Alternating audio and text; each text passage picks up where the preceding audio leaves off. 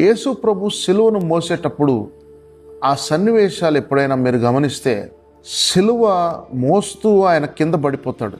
అంటే ఆయన మోయలేకపోయాడు. యాక్చువల్గా సిలువ చాలా భారమైన సిలువ. అది ఒక మ్రాను. అది ఆ మ్రానుని, పచ్చి మ్రాను, అది ఎండిపోయింది కాదు, పచ్చి మ్రానుని ఆయన మోసాడు.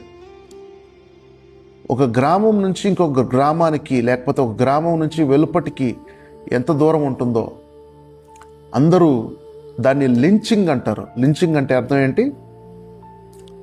సమాజముగా అందరూ కలిసి హేళన, అవమానాస్పదంగా ఒక వ్యక్తిని గుడ్డలు ఊడదీసి అవమానిస్తూ తనని సంకెళ్ళు వేసి, లేదా తనని కొడుతూ దూషిస్తూ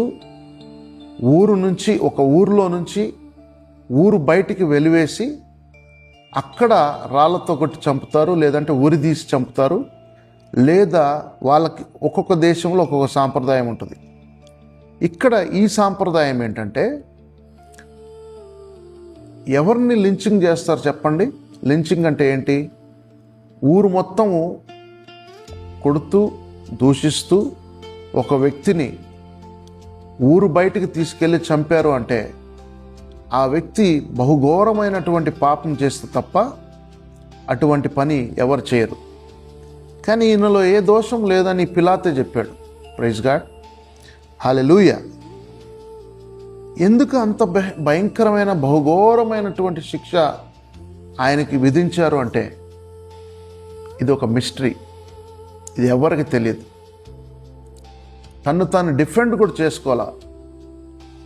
పిలాతు తీర్పులో నిలబెట్టినప్పుడు, హేరోదు తీర్పులో నిలబెట్టినప్పుడు యేసు ప్రభు ఒక మాట కూడా తిరిగి జవాబు ఇవ్వలేదు. హల్లెలూయా. ఎందుకు ఇవ్వలేదంటే ఆయనకి ఇష్టమైంది, దేవునికి ఇష్టమైంది, ఆయనకు ఆయను అనుంది. సిలువలో చనిపోవటానికి, మనుషులందరి కొరకు ప్రాణం పెట్టడానికి ఆయనకు ఇష్టమైంది.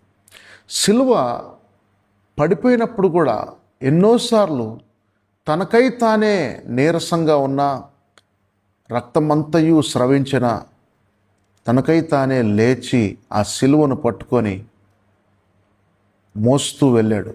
హల్లెలూయా. కడముట్టించాడు ఆ సిలువ కార్యక్రమాన్ని.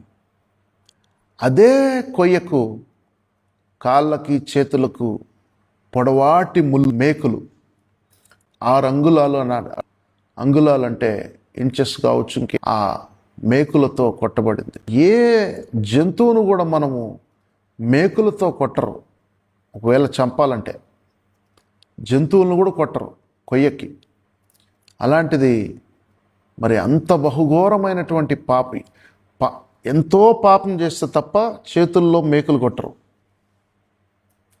ఆయన చేసినటువంటి మరి కార్యక్రమాలు ఏంటంటే, చచ్చిన వారిని ఆ చేతులతో లేపాడు, కుష్ఠరోగులను ఆ చేతులతో శుద్ధి చేశాడు, మరణకరమైన వ్యాధిలో నుండి ఆయన ఆ చేతులతో లేపాడు. ఆయన నడిచిన పాదయాత్రలు ఎంత కష్టమైనటువంటి యాత్రలు. ఎర్రటెండలో శిష్యులతో పాటు మైళ్ళు ఆ దేశం అంతటా నడిచాడు. ప్రైజ్ గాడ్, హల్లెలూయా. చీకట్లో ఉన్న వాళ్ళని వెలుగులోకి తీసుకొచ్చాడు. తీర ఆఖరికి తన చేతుల్లో కాళ్ళల్లో మేకులు కొట్టారు.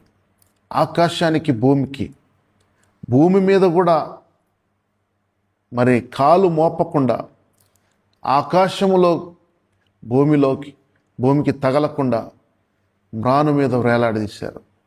These are all things that దేవుడు మానవుల్ని ఎంతగా ప్రేమిస్తున్నాడనేది మనకి ఇక్కడ అర్థమవుతుంది. ప్రైజ్ గాడ్, హల్లెలూయా.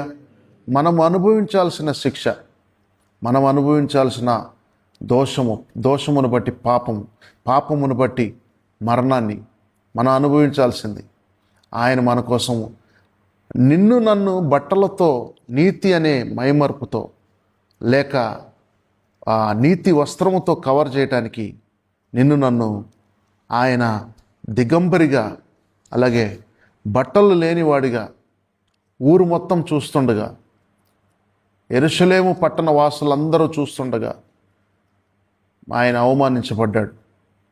ప్రైజ్ గాడ్, హల్లెలూయా.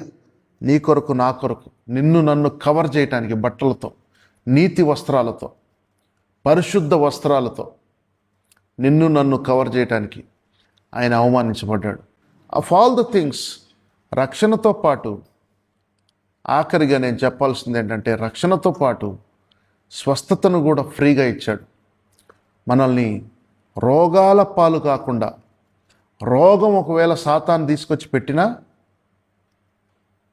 ఆ రోగాన్ని సైతము దేవుడు స్వస్థపరచటానికి ఈ నీతిమంతుడైన రక్తాన్ని, ఆయన శరీరంలో గాయాల్ని మన కొరకు అనుగ్రహించాడు. ఆమేన్, హల్లెలూయా.